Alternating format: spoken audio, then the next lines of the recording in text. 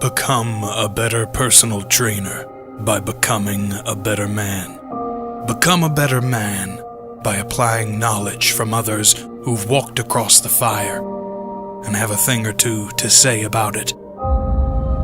Listen to Joe as he delves into some of the greatest minds of the best coaches in the world, who bring inspiring stories and powerful insights to share about the human condition. Hear how the fitness industry goes only muscle deep, and how a new breed of trainers are using emotional and mindset hacks to improve as men, evolve their game, and make the competition irrelevant. Trigger your pathway to greater fulfillment. With us, stand in the face of fitness. Welcome to the Fit Man Collective.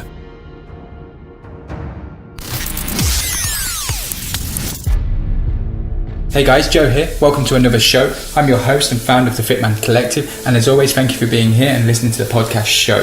This show is about becoming a better personal trainer, about becoming a better man, a fit man. This show is a little bit different to what we would usually do, in that I've spent hours and hours scrolling through the web, looking for research articles for my upcoming new website, thefitmancollective.com, and I came across an article titled "The 10 Things No One Tells You Before You Become a Personal Trainer" by personal trainer Scott Laidler. So I reached out to Scott to see if he would be up for a light-hearted discussion about this and feature on the show. And lo and behold, he agreed to it. So in a few minutes' time, if you just go and grab yourself a cup of coffee, if you're commuting, then turn up the volume, because in a few minutes, Scott's going to be with us. This episode is brought to you by Garnet Gold Black Coffee. Being someone who enjoys his coffee, I'm always tasting and sampling different ones. I was given a few samples of the OG coffee. I then did my research and honestly combined the product benefits with the taste. It blew me away. It is a coffee that contains Ganoderma lucidum, which is a rare mushroom that's used to promote health and well-being. For over 5,000 years, Ganoderma has been acclaimed by medical professionals as the highest ranked of all herbs. It was used and still used as a remedy for many types of chronic diseases, including stomach aches, allergies, diabetes, high blood pressure, cholesterol, back pain, arthritis, and cancer, to name a few. In its entirety, it comes in a small sachet that you just add up water. There's only 9 milligrams of caffeine in comparison to your average cup of coffee, which contains around 100 to 150 milligrams. If you or your clients have ever experienced muscle twitches, stomach burn, irregular heartbeat, insomnia, headaches, and other behavioural issues, then it might just be your current choice of coffee. I've been drinking OG coffee now for around 6 months. I have 1 cup in the morning whilst I write my daily message, #JoeEspresso, that has over 5,000 followers. I time it just before I go and work out, and that's it. I'm alive and energized for the whole day. Now, if you would like a free sample, then head over to the fitmancollective.com website. Go to the podcast page, click on the Organo Coffee link. This will activate the process for you to receive your free sample, courtesy of me, of course. Welcome to this show, Scott. How are you? Very good. Yeah, good to be here. Excellent. Very excited about this one. So if you could just take 2 minutes just to introduce yourself to the audience and explain exactly what it is that you do. And yeah, if you could just go ahead. Okay, so my name's Scott Laidler. I've been in the industry for about 8 years now.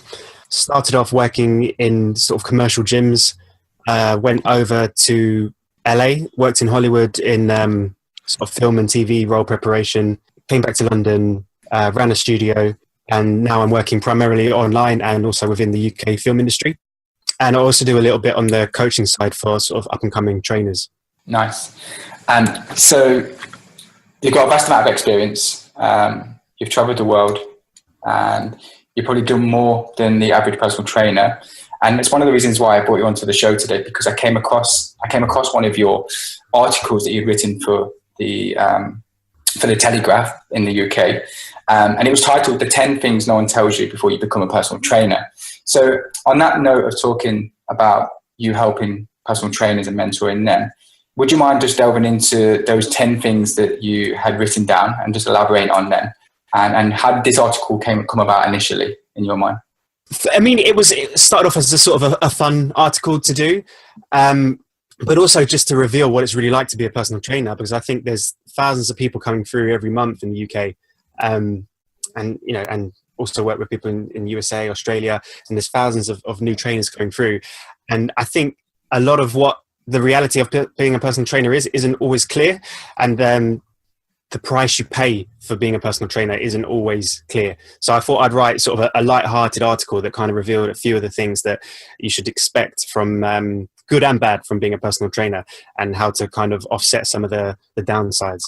Okay, and let's go straight into point one of yours, which was you become less healthy. And as a personal trainer, you wouldn't think of that at all, considering that you're in the industry of fitness and health, right?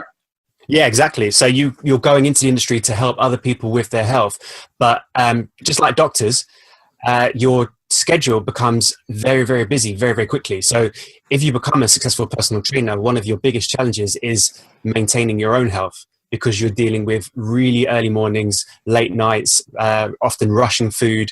And also depending on how well you handle the stress of not knowing where your next paycheck's coming from. You don't know, personal training is a sort of industry where you can be up £200 or £300 a week based on one client coming in or leaving. So it can be quite stressful. If you don't learn to deal with that stress and learn to kind of roll with those kind of punches, your health can suffer quite quickly. But I think the biggest thing is the lack of sleep. It's inconsistency of that as well, isn't it? Yeah, definitely. So I think, 6 a.m., especially in London, where I was mostly working, is a big time slot. So if you don't live in central London, you're looking at a 4:45 wake up. And, that really adds up if you're doing that 5 days a week, which is what you'd like to do when you try to fill your books. You try to get, anything over sort of 20, 25 sessions per week, and you consider yourself busy. Very often you're getting 4 or 5 hours sleep day on day.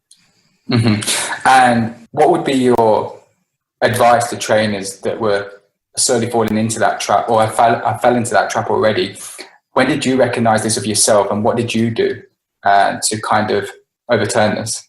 It's a tough one to overturn, because you go in with all the kind of, hardworking, hustling mentality. You're going to pay the price for the success.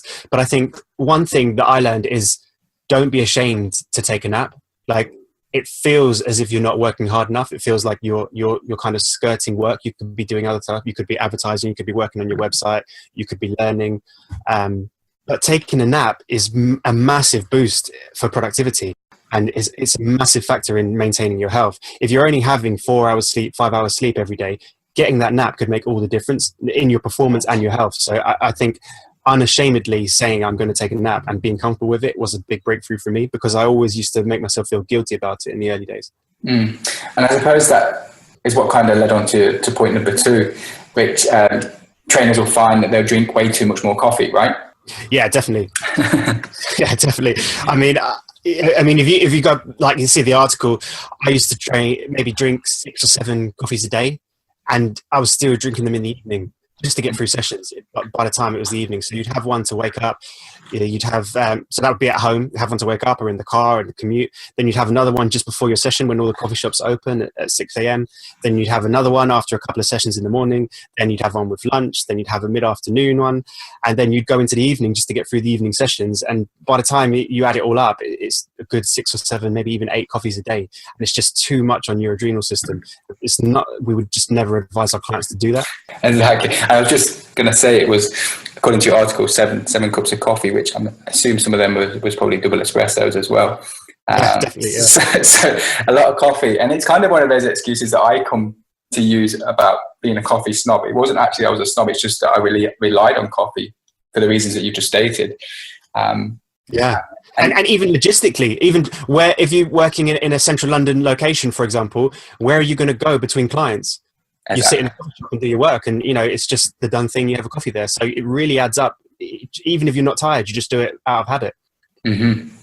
So the 2 points that we raised so far is trainers will become less healthy, probably less healthier than their clients.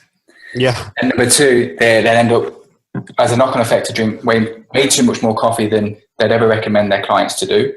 And then number 3, which you put, which is very interested and very interesting, sorry. You'll only be successful once you focus on the client and not the money. Could you just elaborate on that point for me? I think I know where you're going with this, but I think it's really going to be really essential for the trainer that's listening. Yeah, I mean, when you're on your personal training course, you start to do all the calculations. You start to say, if I charge £50 an hour coming out of the block and I do 10 hours a day, that's, you're going to make £500 a day.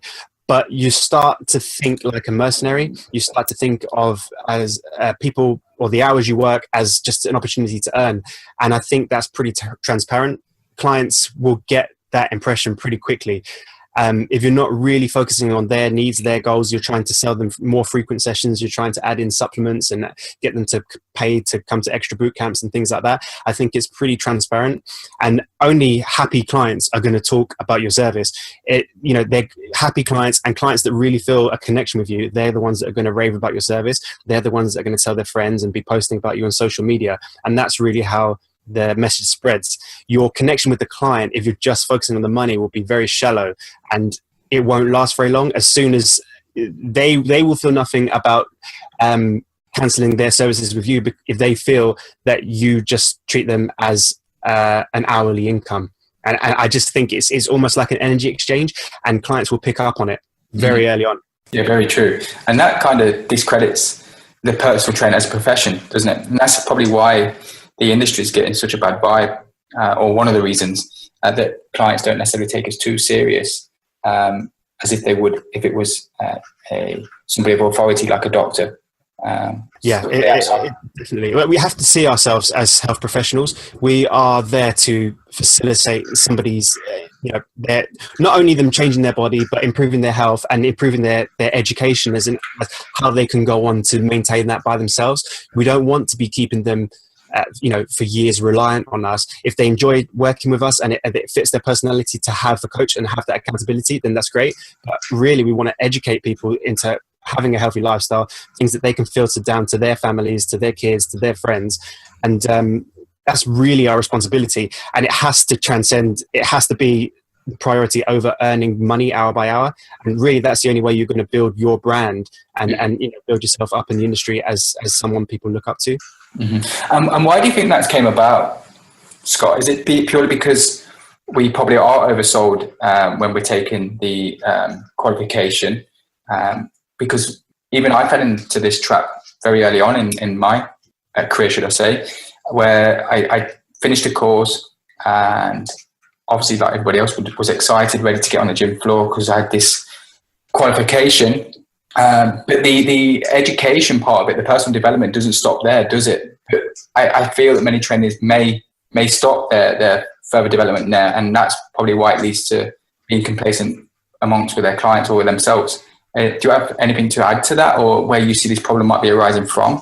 I think personal training is all about emotional intelligence. You can go on all of the qualifications, the CPD, and you can get all those extra qualifications, and they're amazing at developing your skill set, but you can't become too one-sided on the kind of technical aspect of personal training. You have to be able to relate to people, and you have to be able to communicate your intentions, and also work out what each individual client needs. And when you're treating a client as just an hourly income, you won't have that ability to adapt, and you won't have that personal relationship. They will just see through it, and they'll say that you're just there to count seconds and reps, and they'll know that you're thinking of the next session, and they're thinking, when's the next time I could realistically raise the prices here? When can I charge more? How can I get them to refer their friends? I'll offer them this, I'll offer them that. But really, those kind of tactics are all great if you're going down a sales route, but really, if you change that person's life, that's the best sales tactic you can possibly accomplish, because they will tell everyone, and they won't have to tell people, because you'll have made such a difference to their life, to the way they appear, to their physique, their energy, that people will be asking them what they've done. And I think that's the way to look at it. Yeah, and there's kind of two aspects to that, what you've just said, and it was a great point that you raised is about the emotional intelligence.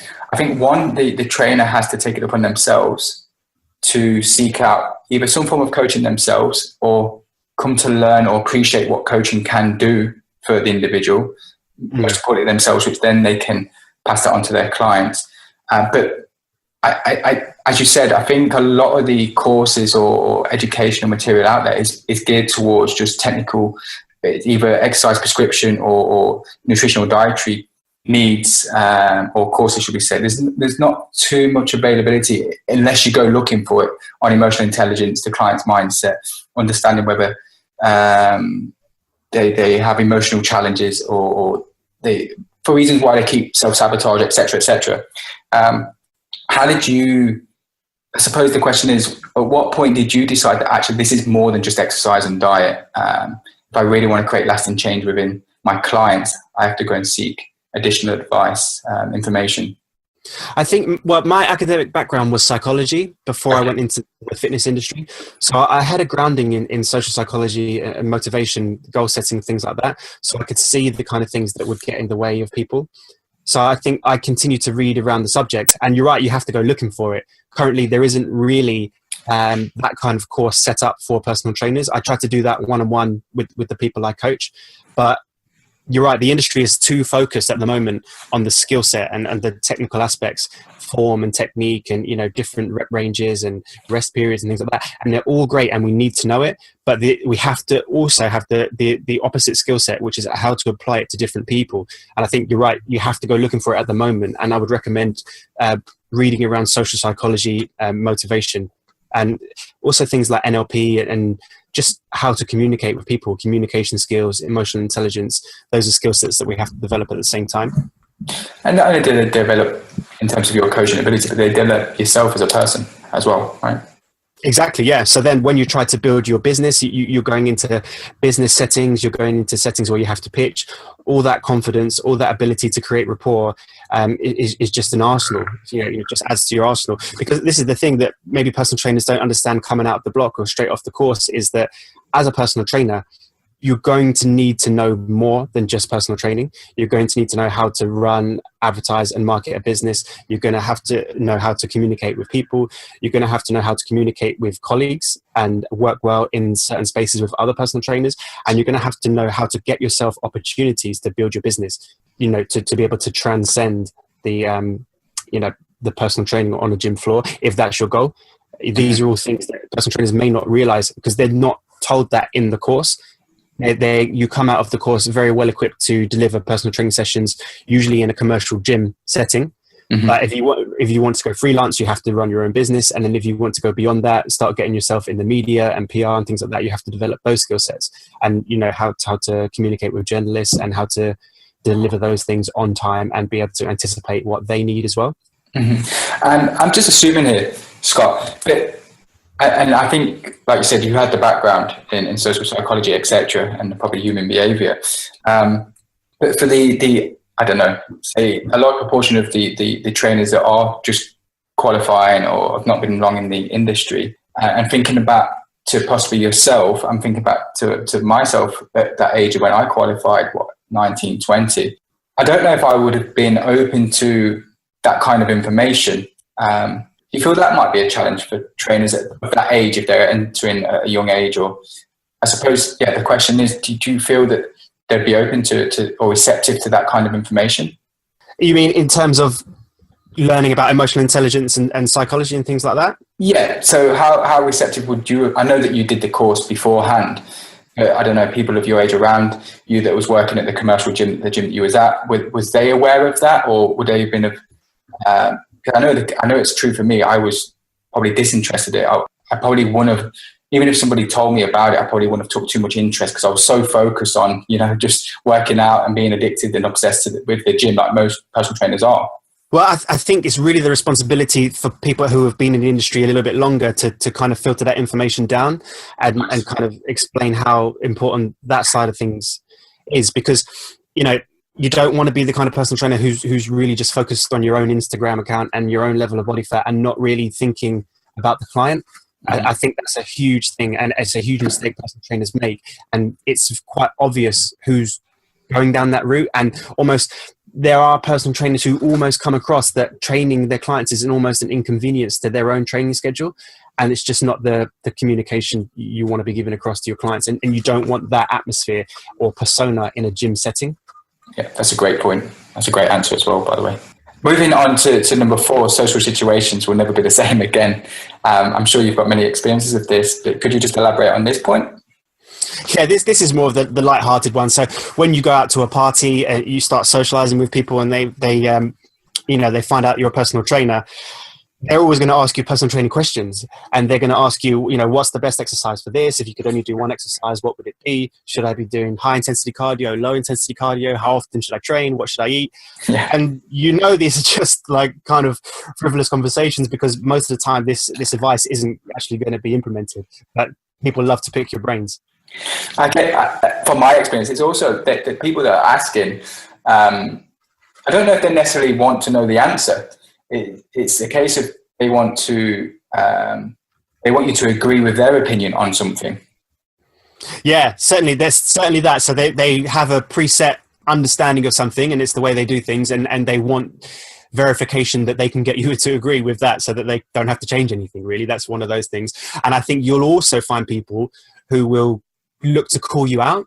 They'll find out what they want to find out, how much you know, and whether they can trip you up on information or new information that was in the media or things like that. And often these things are such grey areas. So if somebody said, I saw an article that high intensity is better than low intensity, what do you think about that?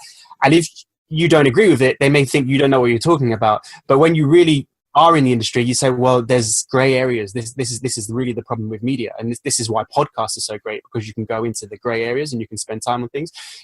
Low intensity is great for a certain reason, and high intensity is great for a certain reason. You couldn't do high intensity every single day, so low intensity has a place. So, but if you can't, in certain situations like at a dinner party or a cocktail party, something like that, you can't necessarily go into those areas, those long conversations. So I think you do get those people who are just trying to trip you up on information.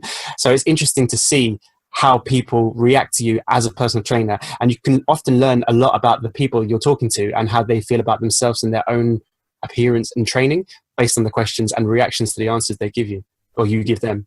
Yeah, and again, it's a great point. And it's always it's that $1 million question, isn't it? It's not that you can give them an answer on the spot. There's so much more information that you're going to require, even if that person was in a position of wanting your help, etc. Yeah. It's a great point as well for people that are in those situations to take note and be very aware of what's going on with the people around them. And I'm big on people watching myself, so I pick up clues, and it's just useful for you to know, not only for yourself, but also when you come across that type of client in the gym setting that has reached out to you to gain help. Yeah, definitely. So these social situations, you should kind of store the information away and store the interactions away, because they'll come up again in your personal training consultations. And it's very important to be able to answer in a credible way and not feel the need to give a straight yes or no answer, because life just doesn't work like that, and fitness just doesn't work like that. If somebody asks you what's the best way to gain muscle, well, you need to know everything. You need to know about their lifestyle, you need to know about their training background, you need to know how much muscle they're trying to accumulate in what amount of time. And that's the only real way you can give an answer. And your answer might be wrong. That's the point of being a coach. You might stick with them through that for 3 weeks and it hasn't worked out, so you do a different tack. But trying to give someone a definite answer, on the spot, is really the mistake that the mainstream media make with fitness and health. And you don't want to go down that route on your personal consultations either.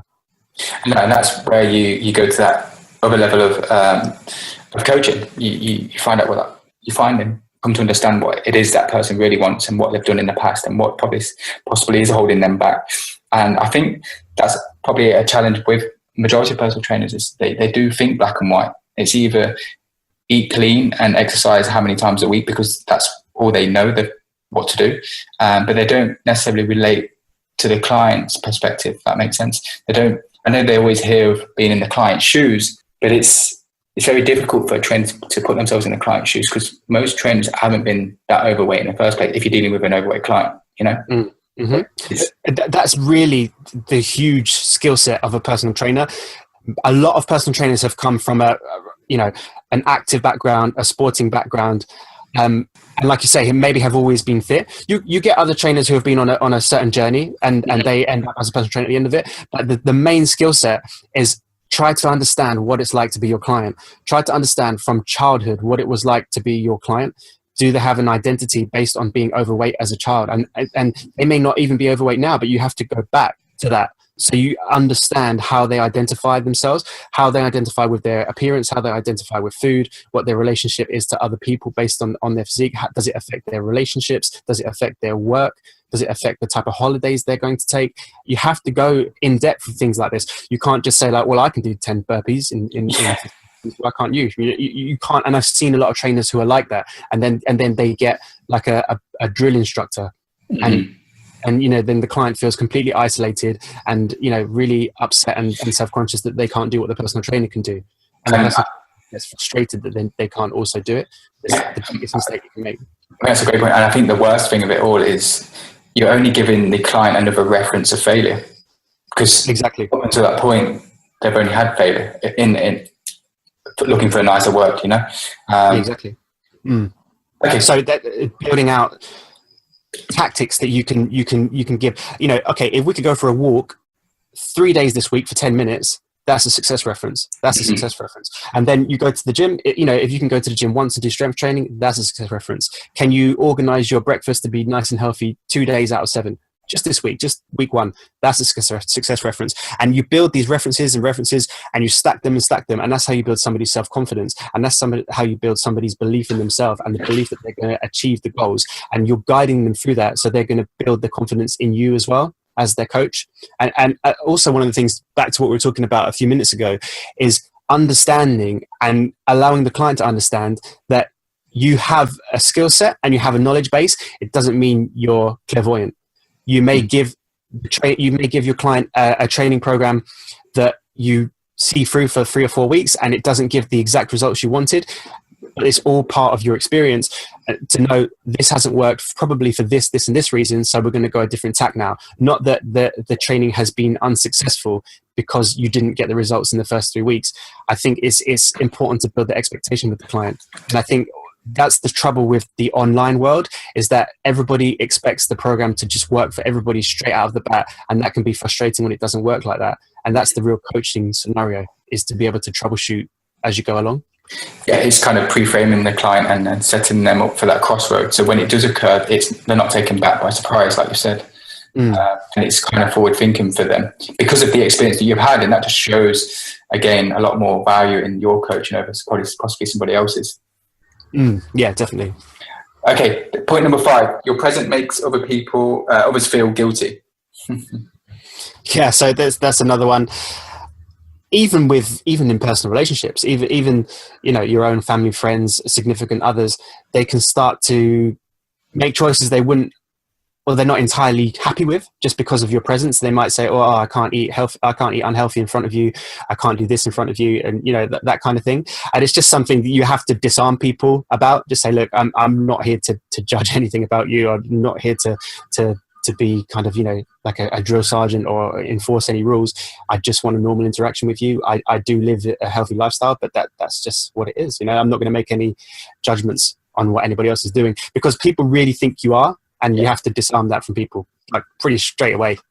Yeah, and I was just thinking while you were saying that, it's even a case, even if you did indulge slightly yourself, just to make them feel a little bit more comfortable. But then if I'm thinking about this a whole lot more holistically, then I'm not quite sure what that's doing to yourself personally. However, just thinking of ways outside the box to make people feel comfortable, then again, it's their choice and it's your choice at the end of the day. And as long as you put it, you're not judging anybody, are you? But people tend to think you are. Do you think that's the same for? I think this is similar, because many people admire personal trainers for their body shape, don't they? Yeah. And how much of an influence do you think that has on a client? And as trainers, are we kind of fraudulent in a way because we use our bodies for that tactic, but then we're not necessarily that good at coaching? So we draw them in because we look amazing, but we're actually not that great ourselves, if that makes sense. I asked that question because, again, it's only my personal journey. I know I wasn't, put it this way, all facets of my life wasn't sorted. I thought there were, but there wasn't. So are we that qualified as trainers to really help clients on other areas of their life, even though we don't have it down ourselves? I know I went off on a bit of a tangent there. I think it's our responsibility to have a healthy lifestyle across different facets of life. I think as a health professional, that is our responsibility, because we can keep ourselves in shape, but we might be relying on huge amounts of caffeine. We might not be getting the sleep we need. We might be taking all sorts of supplements and things like that. But if we're portraying that we live a healthy lifestyle, we may have no mobility, just a simple one. We may have no flexibility, no mobility, but we may look amazing in a photo shoot. So if that's what we're pushing, that's a limited service.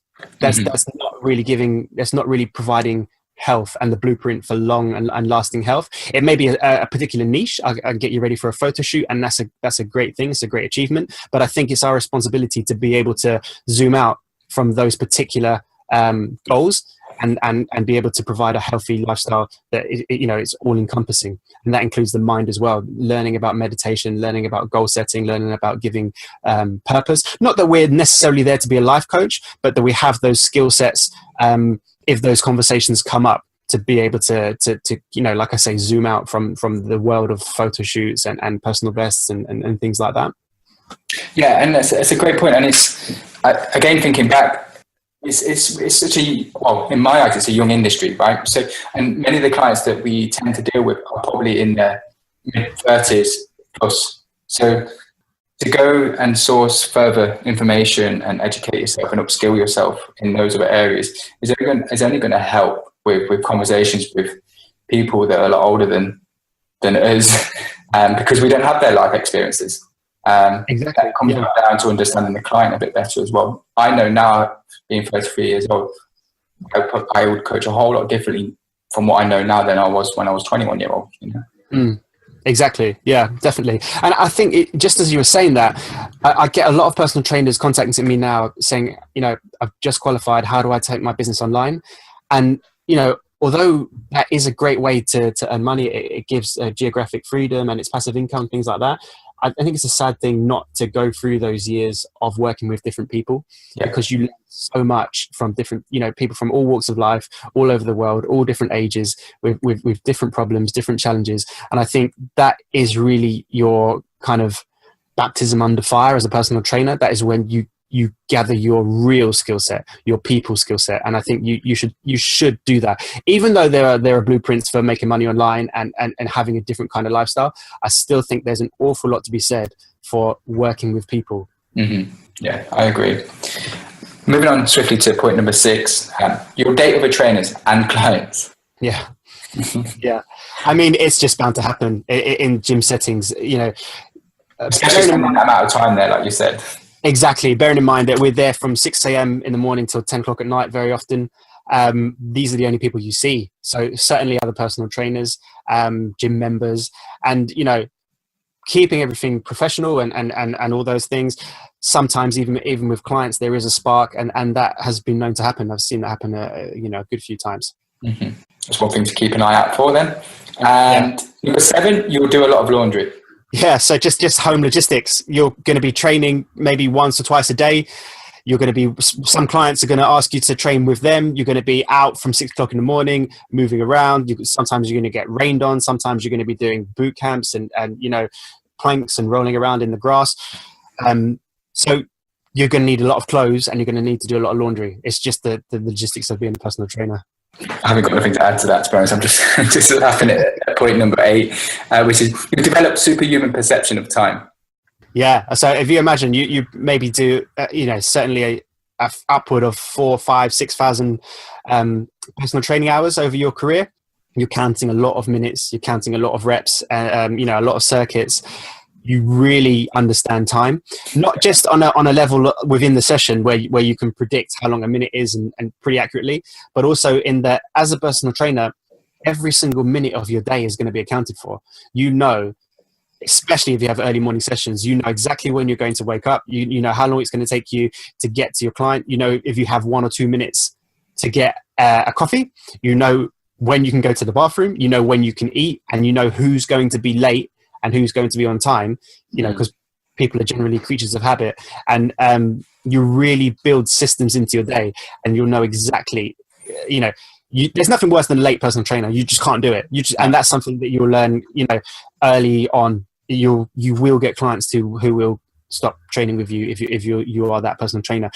It's just so unprofessional. People are paying you for the hours, which means effectively they're paying you for the minute. So if you're 6 minutes late to a personal training session, they've given you 10% for nothing. So it's really one of the biggest crimes you can commit as a personal trainer. So over time, you will like I say, it's a superhuman perception of time, and you will be able to predict how long things are taking, and you'll know, every minute is accounted for in your day. Yeah, and I suppose talking of every minute that's accounted for, going back to some of the earlier points that you've raised, it's for a trainer to come to understand what they're really charging per hour. Because if they are there for 15, 18-hour days, but only train 2 hours of that client, they've got to really question their model, should we say. And it's one way to, when you're talking of being superhuman perception of time, there's other angles of this, and that is how much are you really getting paid per hour? Because if it's not as much as you think it is, then it's time to readjust and either model somebody that's being successful at it, or find another way of ensuring that when your time is there, that you're getting value for money. Yeah, definitely. That is a very expansive subject. So in terms of how much you're actually earning per hour, so for example, I used to, in the early days, drive an hour and a half to clients sometimes. So if you factor in, perhaps I was charging, say, £50 per hour, and then driving an hour and a half to get there and an hour and a half back, that's what, so it's 3-4 hours. So it's really only about £12 per hour. Yeah. So before that, I was doing personal training, I was doing nightclub security. It's essentially the same rate as that. Yeah. You have to factor those things in. In the early days, you have to take on the clients you can get, just to build up your experience and to get money coming in. But as you get busier and busier, you'll have to look at your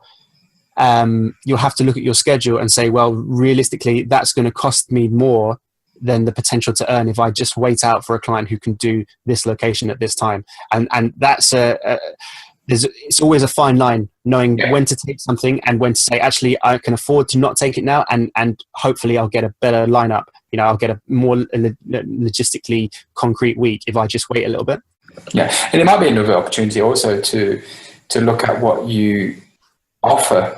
Is it just personal training sessions, or could you offer more and really expand on the value of your product package, so that you can obviously increase the value of that? Going back to your early point of developing on those other areas, not necessarily become a life coach, but get to know your stuff about it. So then you could probably add that additional time where you sit down with the client to talk about goal setting, their mindset. It don't always have to be a training session. Yeah, exactly. That's something I've done in my career. So potentially I would lock out 3 hours for an individual client, and we'd speak for 2 hours. To do, I wouldn't necessarily call it a life coaching session, but effectively looking at different areas of life and what can be improved and what's holding them back, how to get their mind in the right place for moving forward, and then do a training session. And it could take 3 hours. So then if you're looking at from perspective of what you're earning per hour, taking a trip to arrange that would then be feasible. So you're right, you can definitely create different services and expand beyond just the 1 hour for a personal training session with clients. But it's a fine line between trying to upsell. You don't want to come across as if you're on a cruise ship and you're just trying to sell them every product under the sun. But if there's a legitimate service that you can offer in addition, and they already trust you because of how you've come across in your personal training sessions, then that's definitely a great way to build your business. Yeah, and just another point while we're talking of the perception of time, and I'm going to steer it towards periodization of programs. And if they have sat down with a client and they've agreed upon an initial goal date, should we say, I know there's a lot of variables and aspects that can change, as what we spoke about already. But my major kind of pet hate that I see in the industry is that trainers are just providing those workouts. They are just turning up for that hour, exchanging their time for information, and they're not really. I don't see any program design going on or periodization in terms of planning when the goal is going to be set. What's your take on that, Scott? Do you feel that there could be more of that in terms of setting a goal date, reverse engineer it back to where they are now, and keep each other accountable? More importantly, put the pressure on the trainer rather than the client. Yeah, definitely. I mean, it's important to kind of educate the client on that. Like, for example, if you look at Olympic athletes, they may work in 4 or 8 year cycles, and explaining that, to bring that down to what they're trying to achieve, we're going to have to, like you say, reverse engineer from the actual goal or the peak date, if they're doing a photo shoot or if they're going on holiday, something like that, reverse engineer it week by week including rest weeks. So times when you explain to the client that this week you're only on 60%, or I advise you to just go for a walk, you're not going to be training. And again, refusing that money when it's there, when that's the authentic thing to do. But yeah, periodization is extremely important. It's a lot easier to do online to showcase that you're going to do that online, because people can have a look at the training programs a lot easier. Yeah. I'm going to move on to number 9, Scott, sorry. And so number 9, Scott, you'll never look at holidays the same way again. Give me your intake on that.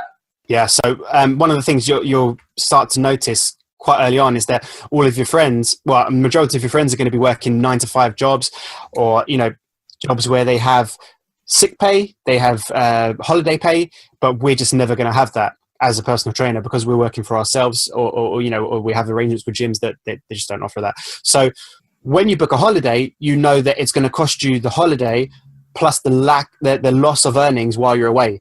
Whereas other people are earning the same amount whilst they're on holiday as they do in their normal working lives. So it can be very tough to create the discipline to actually go on holiday, because you're gonna lose a lot of money and lose a lot of momentum, because not only do you not earn money, but you also you lose that momentum with clients. When you come back, you have to get everybody scheduled up again. You have to get everybody fired up again.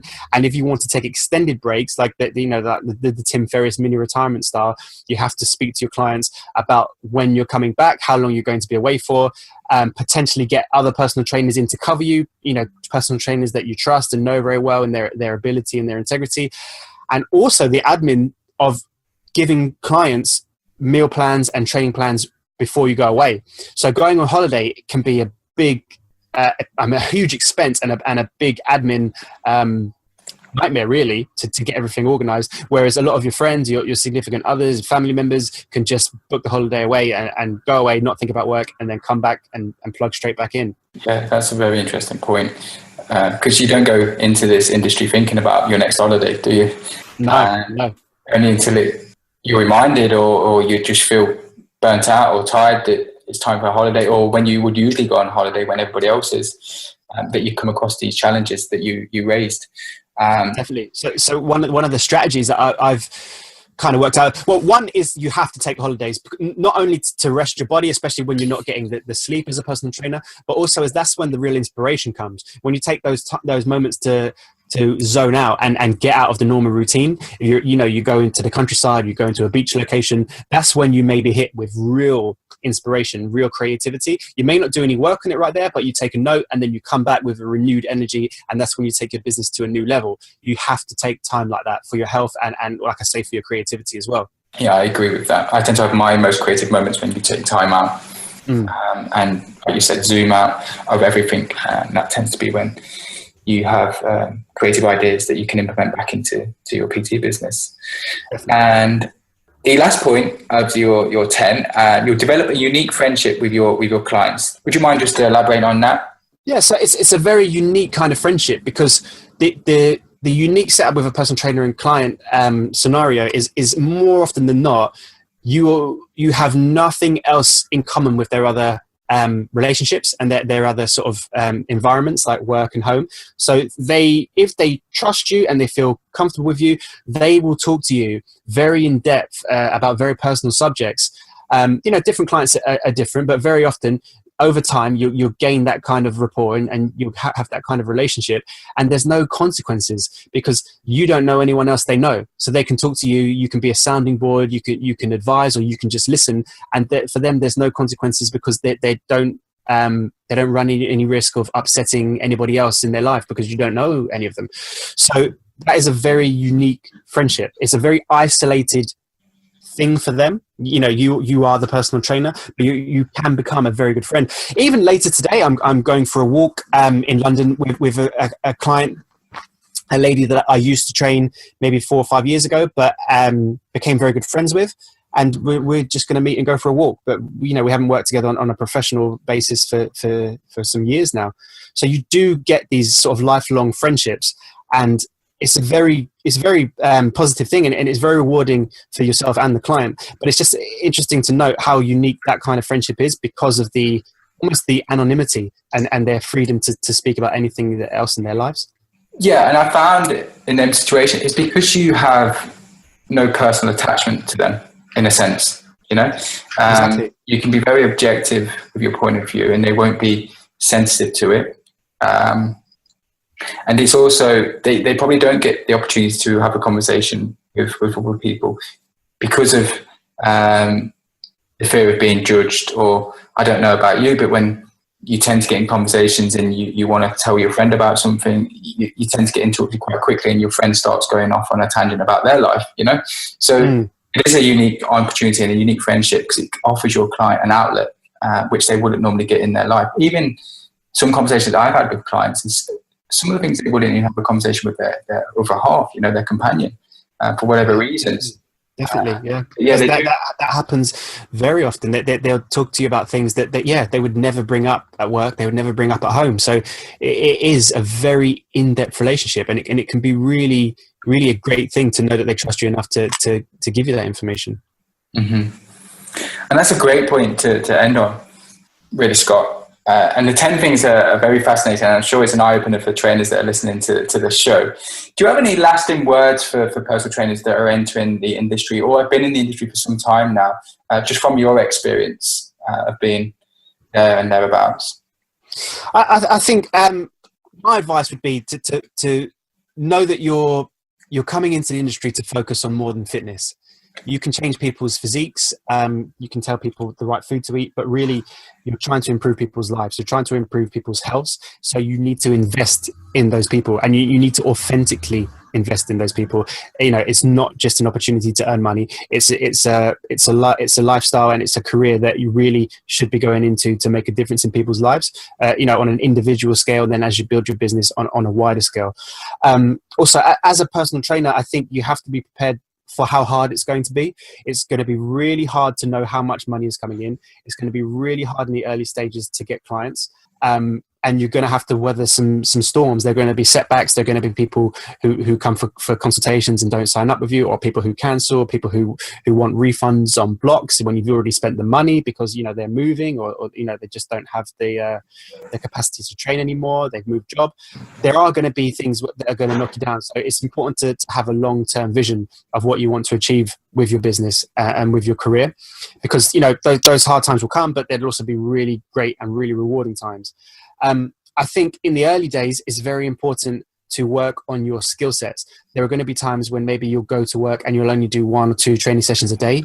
Don't waste that time. Don't be hanging around, just obviously you have to stay in shape, you have to train, but don't just be hanging around the gym. Like, you have that time to build your skill sets, learn how to advertise, learn how to market, improve your website, be writing, be posting on social media, be contributing, be building network, not necessarily networking events, but network with other personal trainers, network with corporates that you could potentially work for, and just build your opportunities as you go along. Build your skill sets, build your opportunities, and build your skill sets away from fitness as much as you build them within it. Like we were talking about earlier, the social psychology, the emotional intelligence, the NLP, those are all extremely important. Work really hard for your first year. It usually takes 12 months to 18 months to establish your client base. And then from then on, you get yourself a bit of a reputation for delivering results and have great relationship with clients, and it should be smooth sailing. But it's a hard first 18 months. So be prepared for it. And that's a great advice. And I only wish, and I don't know if you're the same, if somebody was out there offering me that advice when I first was getting in the industry. I had to find out the hard way, probably like yourself as well. But yeah, some great advice there, Scott. And just for those that, where can the trainers find out more about yourself and your services? I'm on scottlaidler.com. So from there, you can email me if you wanted to register some interest in having sort of career coaching. I'm going to be launching a resource for personal trainers next year, but I do already do some coaching sort of one-on-one with personal trainers. Also, if you wanted to look at my website just to see what an online business can deliver for clients, that might be an option as well. And is that at the URL that you just said? Yeah, scottlaidler.com. Perfect. Well, thank you for your time, Scott. Much appreciated. Oh, it's been good speaking to you. Once again, thank you to Scott for taking time out of his busy schedule and being on this show. Now, if you have any questions about this show, then head over to the Fitman Collective Facebook group at www.facebook.com/groups/the Fitman Collective. We'll be having deeper conversations about this show and previous episodes. To get all the show notes and links, then head over to thefitmancollective.com.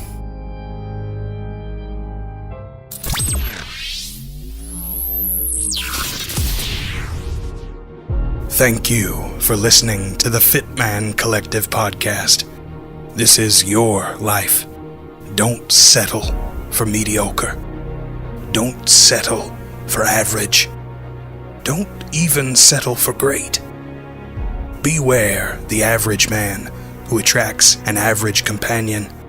Beware the great man who believes they've achieved everything and appears just a little too comfortable. Don't be them. Become the patient wolf. The Fit Man Collective is waiting for you. Know yourself. With us, reinvent yourself and your place in this world. Body, mind, health, relationships, career, money, all of it, and more. We can never be caught. We can never be categorized.